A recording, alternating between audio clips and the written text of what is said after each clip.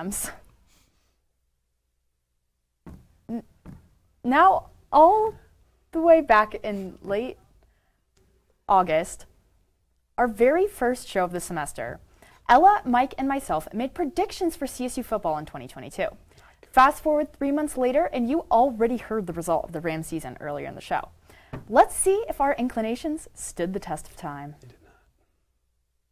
And now, while I know what my opinion is, I'm curious what you guys think as to where they're going to end up in that conference. Middle of the pack, top dog, or like what we saw last year? I would put them at about 5-7. I think they have a good chance of winning at least their first 2 home games, and then a couple games in conference play. I think I'm an odd man out here, but I'm going to go to over. I'm going to go 7-5. I think you got Novell. He had a really good season last year. I think we can take Wyoming. They just lost pretty bad to Illinois the other day.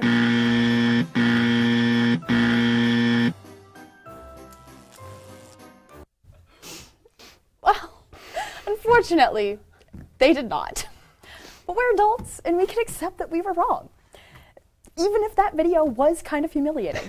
But in any case, I think it's reasonable that we take a brief moment to reflect on the 2022 football season in Ram Country. So, obviously, as you saw from that clip that they just showed, we had pretty high hopes coming into the season, especially Mike. 7-5. That is you guys high didn't hopes. see mine, but I actually did predict that they were going to go 3-9. I don't know about really? that. Yeah, and shut out at the end. Yeah. 17-0? Mexico. Yeah, I actually did predict that, but you guys okay. just didn't see it. Oh, okay. I mean, you know, deep down inside, I was saying 12-0, but I just didn't. I mean, we always want 12-0, but Yeah, for sure. I personally definitely rough at the beginning of the season. You know, that Michigan, you knew they were going to. I think it was rough overall, but like. You have to give them, though, that they did have a hard preseason. So they did. Yes. And like Middle Tennessee, everybody thought they were going to win that game, but then Middle Tennessee they surprised a lot of people. They really were. And they beat Miami. Yes. They were not a bad team. A lot better than people And then thought. Sac State was like first in their conference. They like realistically, they weren't a bad team either. Yeah. Thank goodness the Mountain West is not the strongest football conference when it comes to college football. You know, I honestly, though, that Nevada win, that was exciting. Yeah. It was exciting. I also really liked to see how they competed even in the games that they didn't win. There was little moments where you're like, okay, like I can see what's going on here. They didn't give up. There was some bright some of the lights. games they gave up. Boise State, they gave up. Okay, well, you know, when you're getting smashed that hard, it's hard to not give up. But I think in the close games, you know, they always competed. There was definitely improvement from the beginning of the season to the end of the season, though. Yeah. And that was from young players who were going to be here for a while. Yeah. So I honestly was just happy seeing the improvement. No, 100%. Yeah, we have Millen, Morrow, and Horton all coming back next year. And I saw maybe Mo Kamara might be coming back. I mean, he has an extra year of eligibility. He got second team in the conference. So Yeah, that's Chase Wilson had a great last game, too. There were some breakout games for people who we haven't really seen before this season. So. Yeah, there really were. Yeah, I mean, you know, like Aiden Hector had that touchdown in Nevada. That was huge. Yep. Yeah, I mean, a lot of young players, a lot of really, really strong potential talent. And I think, you know, as they work more with Coach Norvell and as they just work more as a team, I think they're really gonna start to mesh. And you definitely saw that towards the end of the season. I mean, it's a first season, first head coach, new quarterback, new system. I think I way overestimated them with all that stuff coming into it. I should have seen, you know, new system.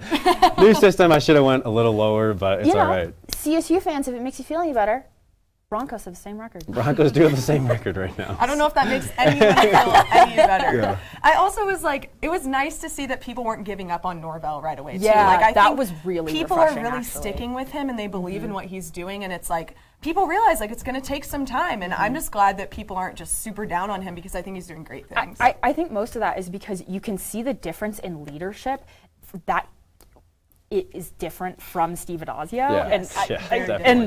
Definitely. After the Steve Adazio era, that was just, it's good to see a positive change. But now moving on, December hits Thursday, which means the year is nearly over.